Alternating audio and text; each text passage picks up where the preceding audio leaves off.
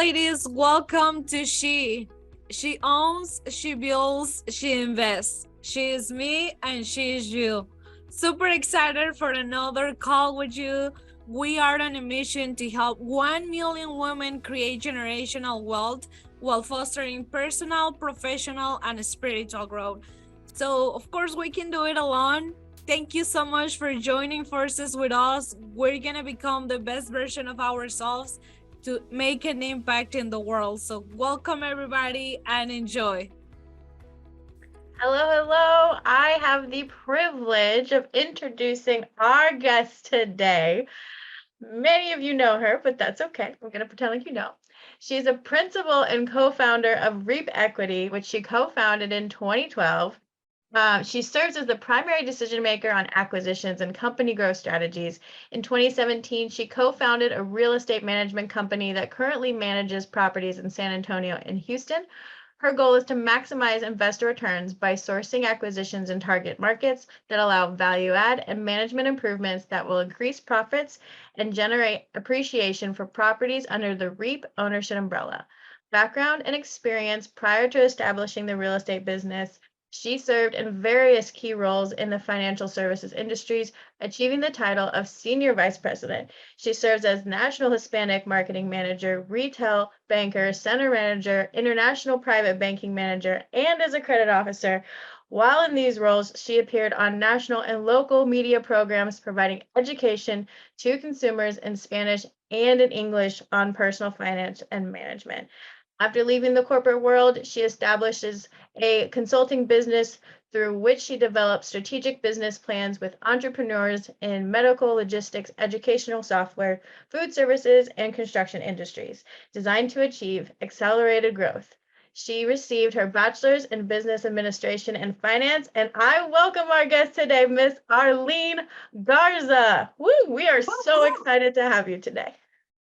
Oh, it's so great to be here with you, ladies. I'm looking at the screen and just energized by all the women that are out there really taking action and making moves to improve our legacies, right? And whatever you're doing, whether it's community service or it's banking or it's real estate, it's all about taking action and making a difference. Definitely. Awesome. Thank you so much, Arleen. We're super excited. Thank you, Megana, for the introduction. Megana met Arleen and she's like, you guys need to have Arleen at the ladies call. So I'm super excited for that. Thank you for saying yes. So, I mean, Marielle already gave us like a background. You have a very impressive resume, but just tell us a little bit your background and what made you tackle into commercial real estate. Awesome. Well, I think everybody's background starts with where they were born, right? How did you grow up? And for me, it was in a large family of 10 kids in the western part of Texas. And, you know, it was a exciting household with that many kids running around. I'm the fourth oldest. So I say that was my first management job with all my little siblings that I babysat. But, you know, the reason I bring it up is because my dad worked construction and my mom was a homemaker. And he worked very, very hard to provide for us. We had a very loving family, very loving environment. You know, at the end of the month, sometimes wasn't a lot left over from that paycheck. And so I watched my mom become this incredible saver. How she found those dollars to save, it is just a miracle to me. And, you know, there were the times when it was wintertime and there wasn't a construction job for dad, or there was an emergency and the savings account was greatly reduced. And so at an early age, I remember thinking, how can I help mom and dad? How can I learn something that's going to make a difference? And so for me, I decided I tried accounting. That was my first, pass at college. And then a few years into it, when I got to tax accounting, I said, oh no, this isn't for me. So I switched to finance, and that opened up a whole world of finances and money and industries that are designed to help people learn how to grow money. And I was hooked. So with the degree in finance, I moved to Dallas and started working in the banking industry, where I worked for 20 years. And through that experience, I learned a lot about people. And I learned that as people, we never stop learning. So the more that I learned, more I wanted to share with others if it meant that I could enrich their lives. I did some radio programs in Spanish because I really saw a need for people to learn that banking in the US wasn't a bad thing, and it wasn't just for the elite. And so I would have people travel from 50 miles away to bring their money to the bank that I was managing. And I would say, there's a bank near you. Why didn't you go there? And they said, no, because I heard you and I trusted you. And so all of that to say, your experience, your background leads you to somewhere. And in the end, it's about building trust and building relationships. That's great. That's great. So tell us a little bit about how you feel in what She Owns and Builds and Invests means to you. You know, I am so excited for y'all's rebranding. What a great way to do this. And it encompasses so much. You know, when you look at She Builds, builds can be taken literally, right? It can be constructing a building or whatever it is, or it can be that other deeper thing, which is building relationships. To me, when I think of She Builds, I think of that, because whatever you're doing, whatever you're touching, if you're not building relationships, you're not going to go as far. So to me, that's one piece of it. You know, the She Owns part of it. Owning things, I think, is what we all grow up learning to do, right? Is how do I buy that car? How do I buy that house? But to me, I've learned that investments aren't about those material things. It's about how do I make the money I'm earning or the money I'm saving grow so that I can own my time. Time is that one commodity that none of us get back. You know, when the day is over, those hours are gone. And I want to own my time to travel, my time with my family, my time to give back in the community. And to me, owning is about taking your resources and expanding them in a way that they grow for you and allow you to own your own time. In terms of, that, I just think the invest part ties right into that. How are you investing your time, your money, your relationships? Invest them all in a way that they lead to good for somebody else, good for yourself. And so I think I just love the whole builds, owns, invest, even outside of real estate, right? Even outside of a money manager or somebody who's investing money. It's about life. And I think you can apply it to life. Yeah, that's exactly the goal we are trying to accomplish with the community. So thank you. You're welcome. Thank you. Kudos again. What an awesome brand. Thank you, Arleen. And well, let's get into some. So I mean, you are the primary decision maker and acquisitions. And when we were preparing for this call, you said like sometimes brokers tell me like, oh yeah, go ask your husband. Do you need to consult with your husband? But you are the decision maker. So tell us a little bit some challenges or advantages of being a woman in this industry.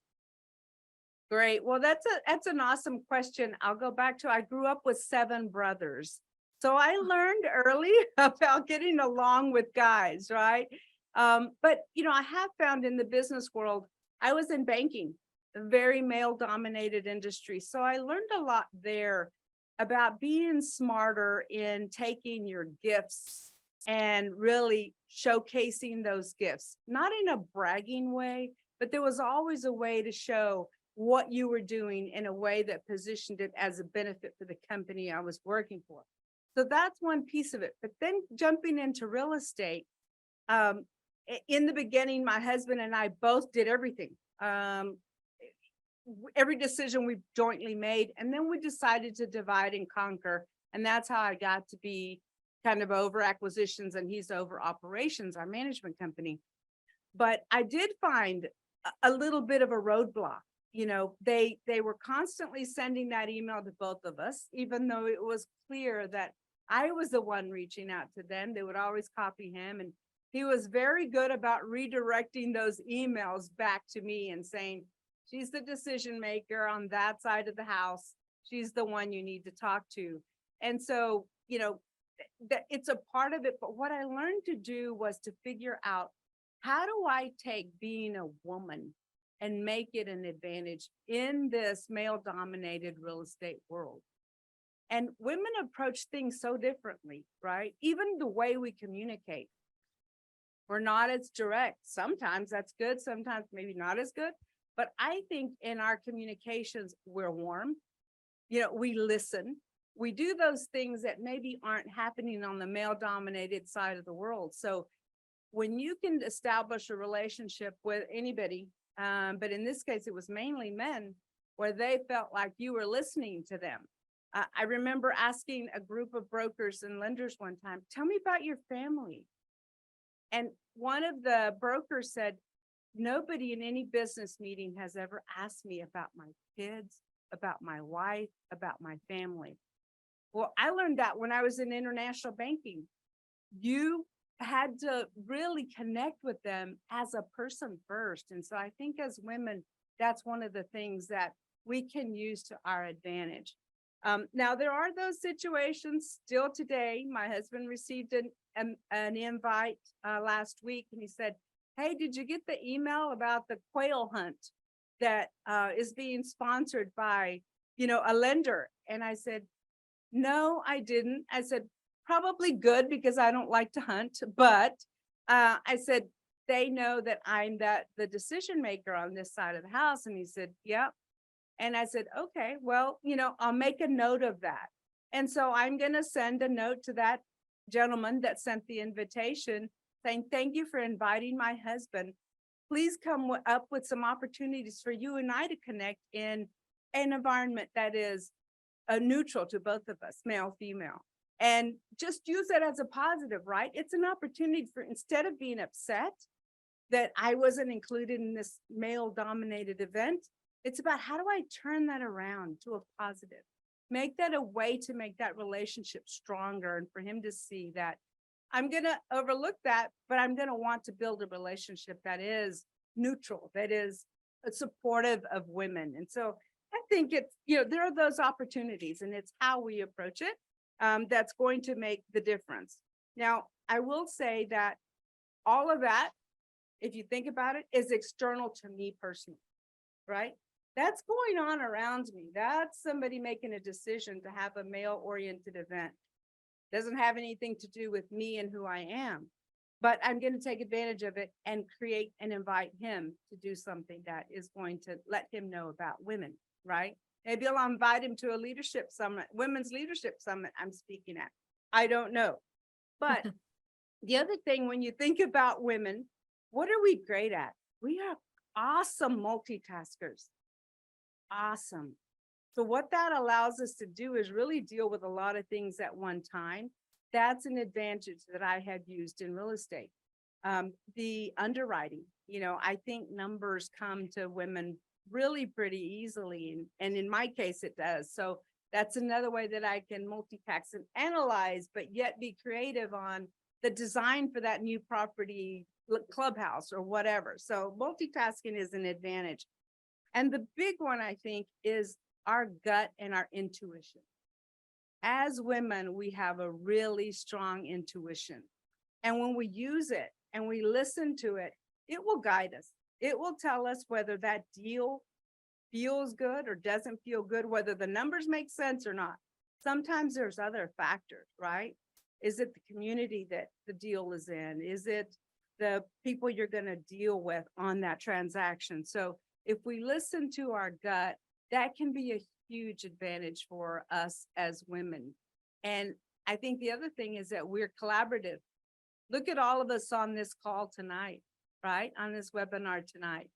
And I promise you that we could see a name on the screen and we could reach out to that person and they will respond. We're going to build a network, and building networks is something that as women, we are fantastic at. So I say, let's look at our gifts, ladies, and let's use them as an advantage for everything that we do.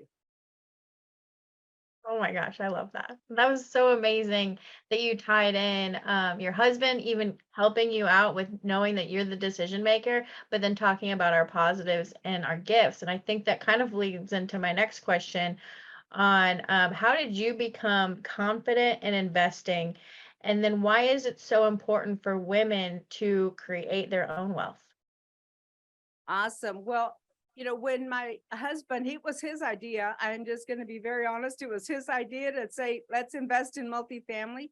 And a lot of that was because he owned a multifamily property management software company. So he had seen on the backside what owners were doing. And he said, there's some people doing very, very well in multifamily. And so he came to me and said, let's buy properties. And I said, oh, hold on a minute there. I don't know anything about this. So I will say that the biggest thing I would recommend to everybody is education. Education, education. You don't want to give your money or put your money into something that you don't understand, or invest in a partnership where you don't really know who's behind the partnership. And in today's world, there are blogs, there are podcasts such as this. There's so much information. There are mentors, there are coaches, so many ways to, I guess, prevent making big mistakes. Nothing's perfect, but I do think that there's so much education out there that I would highly recommend. Don't invest until you have educated yourself to understand the risks and the rewards of investing in anything, right? I think, CDs today are so easy because they're earning 5%, sometimes above 5%. And so that's a simple thing that I always used to sell in banking. But now I go, well, what are the differences?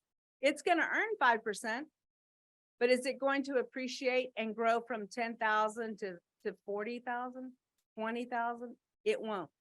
Not in the same time that other investments like multifamily or real estate can do. So I say, do your pros and cons, understand and educate. And that's my recommendation. That's Oh, so I good. love that. That's one of the things that we always say. The first investment that we have to do is in ourselves. So yeah, that's just some point. We totally agree with that. And we all started the same way, Actually, we are part of the same network, masterminds.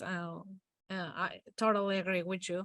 So I'm gonna switch gears a little bit. We are very focused on growing on every single aspect of our lives. Like, of course, we are creating wealth and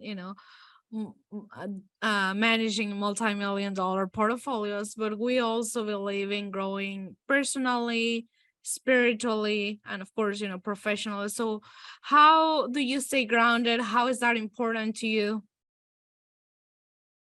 Well, yes, I think there's so many ways, and I've seen as I've gotten, well, let's say I've matured. I'm not gonna say older, but as I've matured, I think you need different things. When my kids were young and that was my focus, they were my focus, right? I wasn't thinking outside of what do I do for me.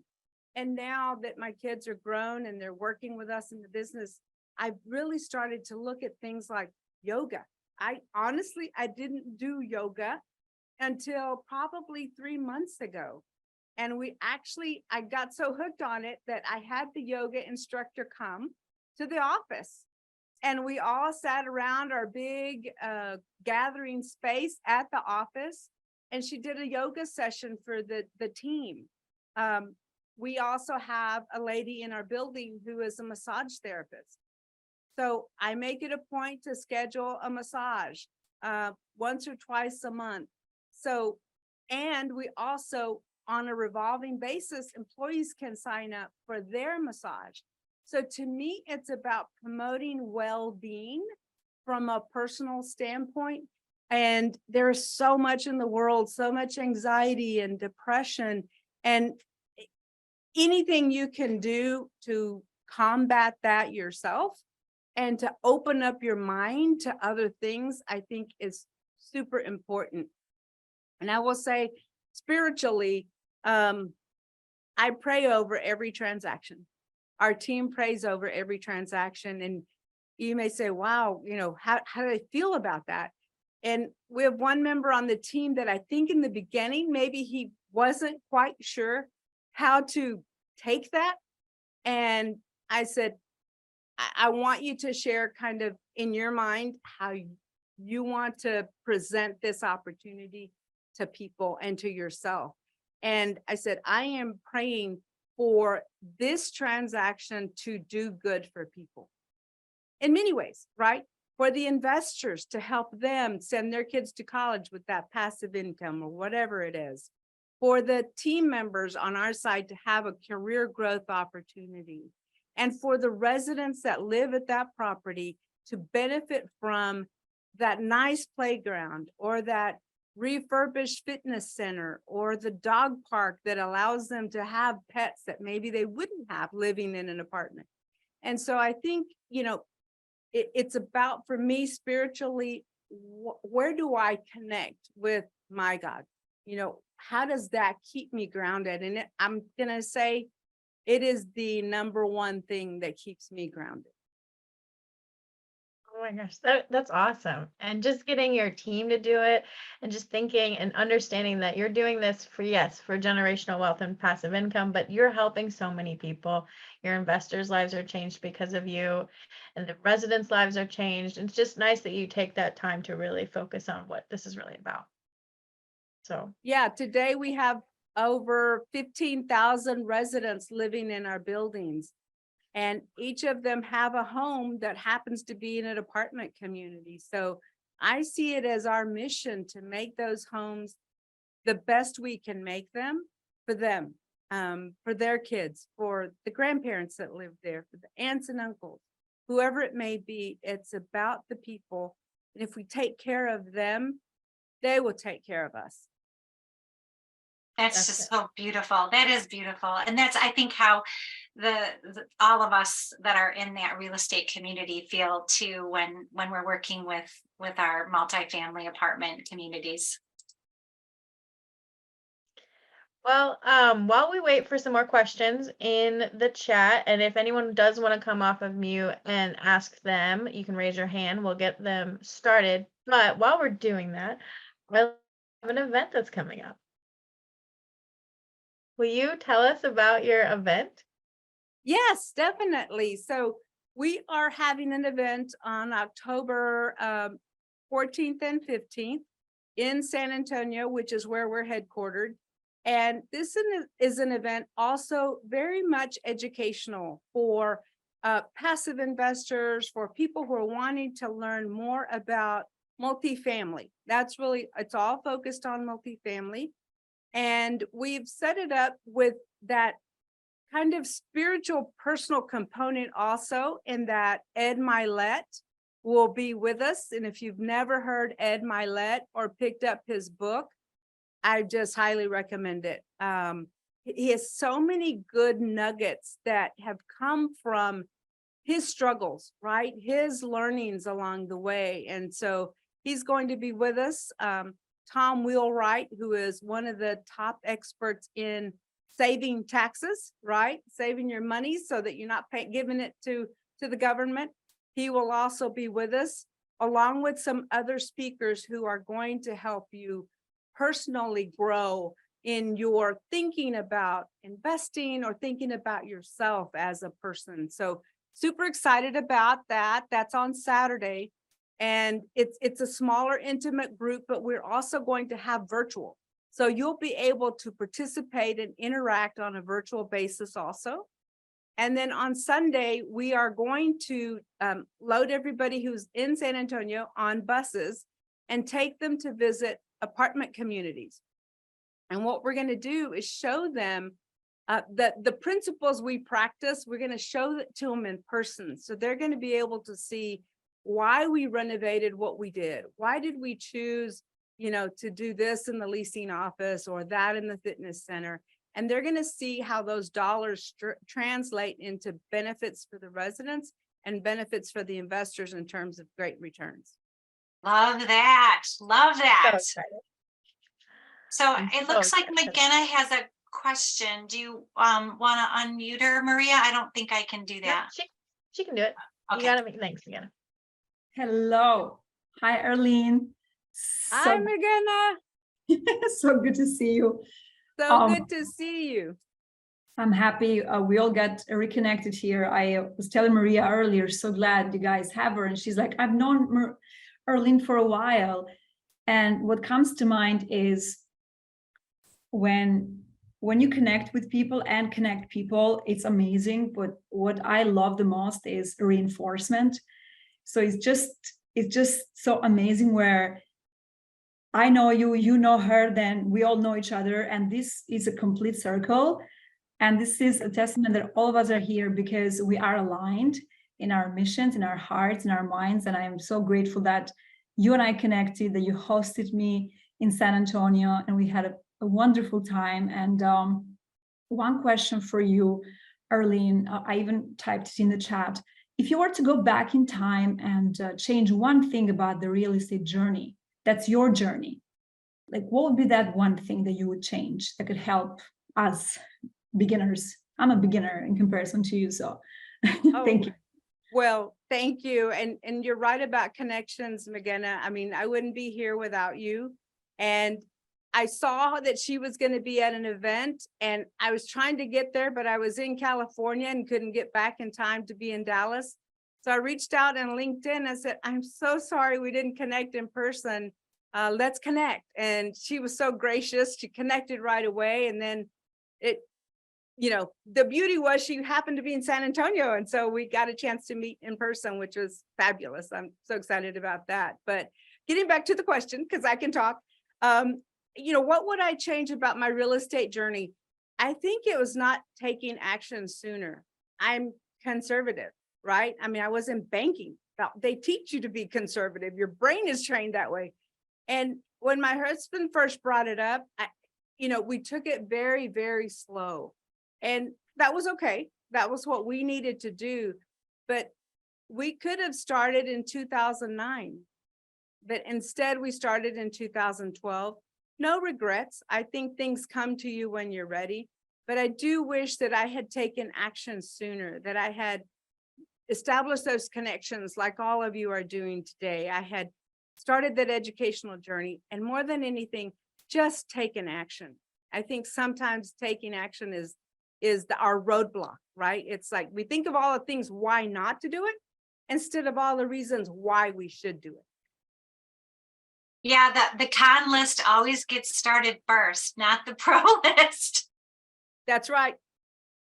That's right. Yep, it's so true. I'm glad you brought that up. The next question for you will be from Mai Lee. How long was it before you felt competent in this multifamily business? Oh, goodness. We bought a 24 unit. That was our first one. And we were so unsure in the beginning that we said, we can't take anyone's money, right? It's just going to be our money. And we did everything. I was the leasing agent. I was the manager. I was the rent collector. My husband did the maintenance and the rehab. And so I think, once we got past about 12 months of ownership, we really felt like, okay, this is not rocket science, which a lot of times I think people think about multifamily real estate is that it's so complicated and so difficult. And it doesn't have to be. We purposely chose to run it ourselves so we could know the ins and outs. But in today's world, there's so many great managers out there that you can hire to do that piece of it for you. That I would say that don't let that be your stumbling block. Build partnerships. To me, partnerships are the #1 way to grow when you're new at something. And I will say though, be careful with the partnerships. It is a business marriage. For as long as you own that asset or that whatever it is that you partnered on, you are married. And so make sure that you are in agreement with their values. You know, if there were to be an issue with a financial issue, how would they approach it? And do you agree with that? So I think understanding their risk tolerance, their values, their decision-making has to be understood on the front end. And if you're asking all those questions and they're not giving you answers, or you don't feel in your gut that they are being honest and open, walk away, walk away. And even if you're investing with like a lead partner or a general partner, I would have a conversation with them, a long conversation, share what it is that you want out of the investment or the partnership. And also, what are your concerns? What is your biggest fear? Because there's usually something to combat that fear. So conversations, partnerships are one great way to grow faster than you might be able to grow on your own. That's so great. That is excellent. So it looks like Alma had another question on your first syndication. How did you get the confidence to raise the capital? That's always a good one. It is a good one because it is nerve-wracking, right? You are so responsible for other people's money that I felt like by the time we hit that fourth property, and these were all smaller properties, by the time we hit that fourth property, I felt like we had seen it all. We'd seen the craziness of the industry.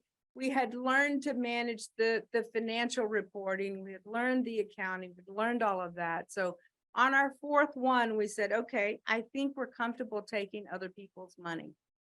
But there again, I say you don't have to wait that long, because you can find somebody with those skills and talents that might, help boost your skills and talents. And so I think you don't have to wait till it's all perfect, but I would recommend that you wait until you feel like you have a true understanding of what it means to run a property, how a property makes money, and that you're going to be able to give people back their money plus some along the way.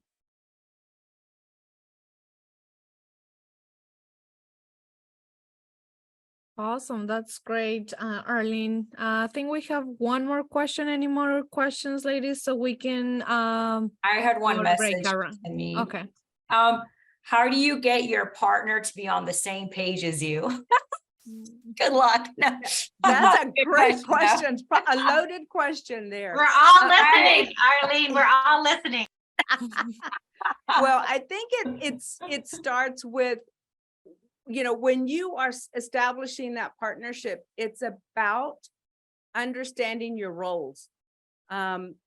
As I said, for my husband and I, we tried to do everything in the beginning. We stepped all over each other's decisions, and we didn't go very far, very fast until we decided to divide and conquer. And so I think that's where that's important, is to understand what do you bring to the table? And then once you understand that, you have to build that business plan together. It doesn't feel good when you feel like one person is doing more than the other. So I think you have to work together to build that business plan. What do you want to accomplish and what's it going to take to get there? And then divide up who's going to do what, right? Who's going to be responsible for what elements of that plan? And then it's going to be a lot smoother than if you go into it not knowing who's going to do what. It's like a shot in the dark at that point. So I think really building that business plan together is a great way to start that process. Looks like we got one more question that Karen just put in the chat. She said, as an LP, if I see something is not going right, can I express my opinion, even if technically I can't be involved? Absolutely. Your money is invested in that. You are a partner, even though it's a limited partner, you have 100% right to email your questions, to call and speak to whoever the partner is that is responsible for working with investors and asking that question, because of late, we have seen too many deals that have not gone well. And some of those investors said, I had no idea. And there were others that said, yeah, I asked a few questions, but this is your hard-earned money. So treat it that way. And now I will also add, don't approach it as an adversary to that general partner, but truly as a partner to say, if you're new at it, you say, I'm new at this, but this is my question. And can you help me feel better about what's happening today? If the numbers aren't meeting the pro forma budget or they're not going in the right direction, can you tell me why? And I think if you don't do that, you're going to sit at home and wonder, is my money going to be good? Or is something else going to happen and I may not get what I expected to get out of this investment? So I say you're 100% empowered. And when you're establishing that investment in the beginning, ask that general partner, if I have questions, who do I talk to? Is it via email? Is it a phone? Who is the person responsible for answering questions? And they should be very open and transparent. And you should also be getting regular updates. If you invest in a transaction and you don't hear from them for a year, to me, that's a red flag. We send monthly reporting statements on every deal, and it's a lot of work, but it does two things. It lets us keep up with all the numbers. We know exactly everything going on. And it also helps our LPs feel good that we have our eye on that property and we know what's happening. So I've had two questions. I know we have to go to breakout rooms, Jazz. No, it's okay. It's okay. Okay. I was just going to tell Arleen that I love your updates because I'm one of your investors. And as an LP, those updates are awesome. Thank you, Maria. Nice. See, it's always better coming from somebody who has a relationship with you than you. So that's huge. Right? So another question is, there are so many events that are constantly going around. How do you and it's overwhelming. How do you decide what events to go to and which ones to push off? For me personally, I shy away from the real salesy events. If my goal is to educate myself, if my goal is to build a network, then I'm going to look for those events that have great networking opportunities and lots of educational content. That to me is number one, because even 11 years in the business, our industry changes.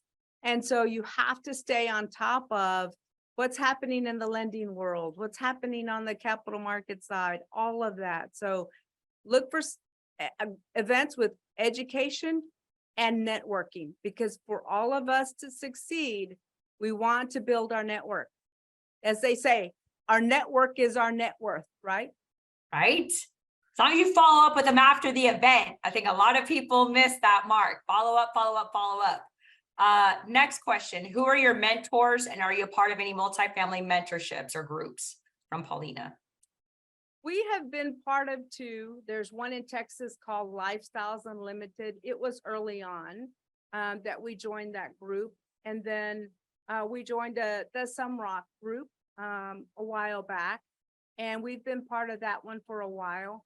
But there are other masterminds that we've also been part of. And again, I think the biggest thing about those two groups that I mentioned is the networking. A large part of our investor database in the beginning was built from relationships that we established in those groups. And so, again, I cannot stress enough relationships and networking opportunities. Now I'm exploring others, because we are now at a point where we're trying to figure out, how do we get to that next level?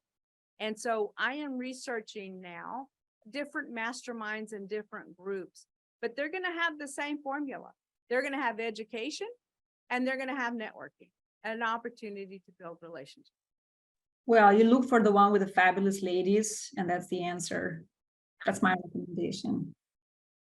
I love it. I love it. I would love, 10 different female group, mentoring groups would be phenomenal. I'm going to speak at a couple of women's leadership summits over the next 2 weeks. And I have really zoomed in a lot on women. The statistics show today that women have overtaken the men as being the primary decision makers for investments. And in fact, the last one I read said that women are beating the men on the returns by 40 basis points. So go ladies. And I think you're right, McGinna.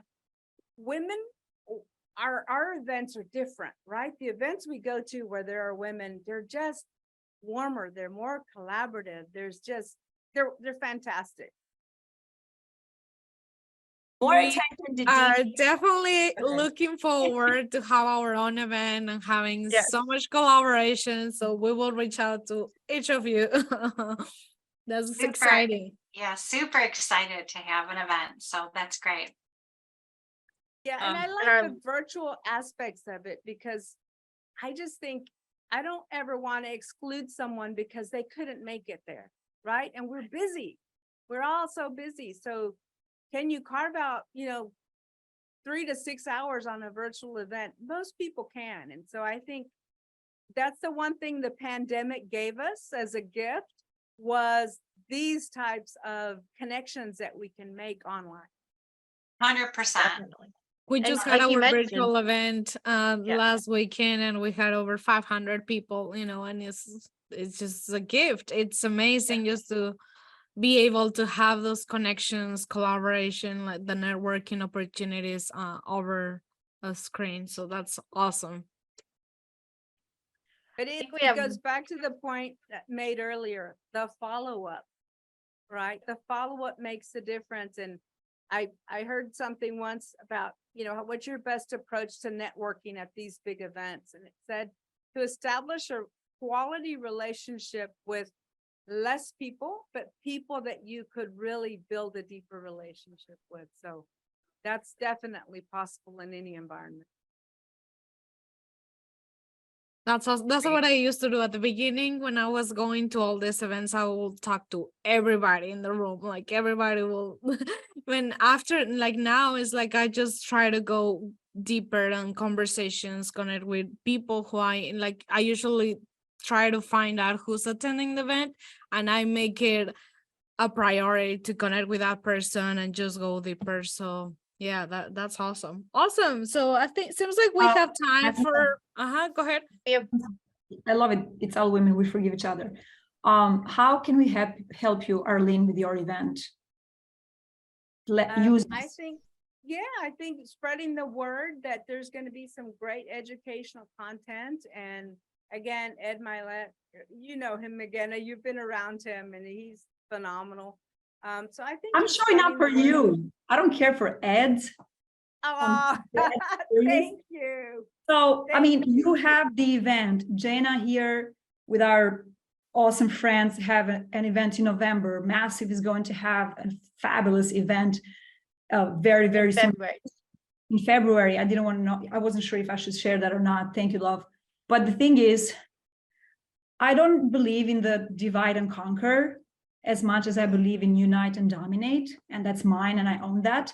So I'm thinking, you are leading the way. You having the first in person. Let us support you. Let's support Jana. Let's support Massive. And let's have 1,000 women in the room and some men, of course. But yeah, just let us know how we can help you. Sorry. Perfect. Done. Yeah. The men are just we can working go- for us. Right. No, she's awesome.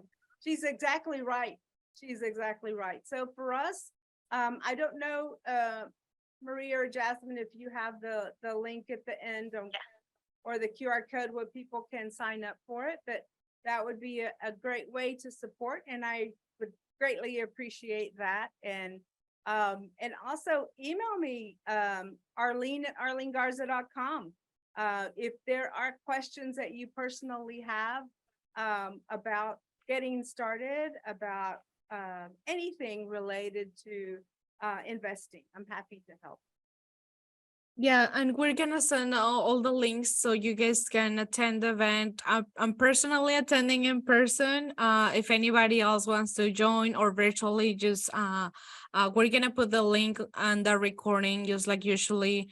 And now we're gonna do better about just announcing on the Facebook group, like, hey, we just send it out, because sometimes it gets delayed or whatever.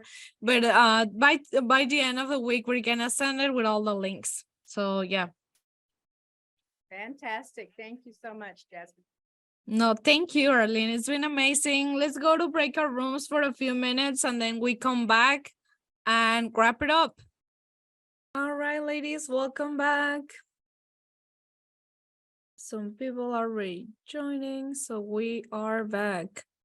How was the breakout rooms? Anybody had something want to share really quick? Yeah, it was great. We met, there was 5 of us ladies and we all got to chat, and you know how it gets. Awesome. I just put the link on the chat, ladies, if you want to attend the event with Arleen. Is there? It's a no-brainer.